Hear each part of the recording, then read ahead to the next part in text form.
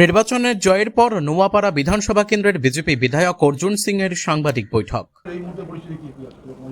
Vote পরবর্তী কোনো হিংসা নেই। কিছু হঠাৎ রাত্রিবেলা ওই একদিন আগে অবধি সকালবেলা অবধি যারা তৃণমূল করছিল রাত্রিবেলা গেরুয়া অবির মেখে কিছু বদমাশি করার চেষ্টা করেছে। মোটামুটি অনেককে ঢুকিয়ে দেওয়া হয়েছে জেলে, আর তাদের দাওয়াইও করা হয়েছে আমাদের পার্টি লেভেলে।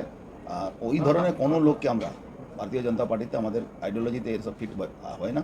কোনো তোলাবাজ, কোনো গুন্ডা, কোনো ক্রিমিনাল রাতারাতি তারা গেরুয়া অবির মেখে ভারতীয় জনতা পার্টির লোক হয়ে যাবে, এটা কিন্তু মানা যাবে না। ওই যারা তৃণমূল করেছে, তৃণমূল করতো, হঠাৎ রাত্রিবেলা তারা বিজেপি হয়ে গেছে।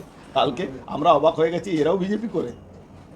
আমাদের পার্টিতে তো সবার লিস্টের নামতে আমাদেরকে মানে একটা ডাইরেক্টরি আছে, ওই ডাইরেক্টরিতে কে কে বিজেপি করে সব নাম লেখা থাকে, সবার সদস্য নাম লেখা আছে, তাদের ফোন নাম্বার আছে। এরা আবার কারা খুঁজে খুঁজে পেলাম আমরা, এসব তৃণমূলে মাল গেরুয়া বীর মেখে ময়দানে নেমে গেছে, ওরা নাকি বিজেপি হয়ে গেছে। আমরা উচিত ব্যবস্থা করেছি। কি ব্যবস্থা নিয়েছেন দাদা? থানা পুলিশকে বলেছি, প্লাস পলিটিক্যালি আমরা তাদের করেছি, সবই করেছি। গ্রেপ্তার করেছে আমার মনে হচ্ছে 12 থেকে 14 জন গ্রেপ্তার এই মুহূর্তে।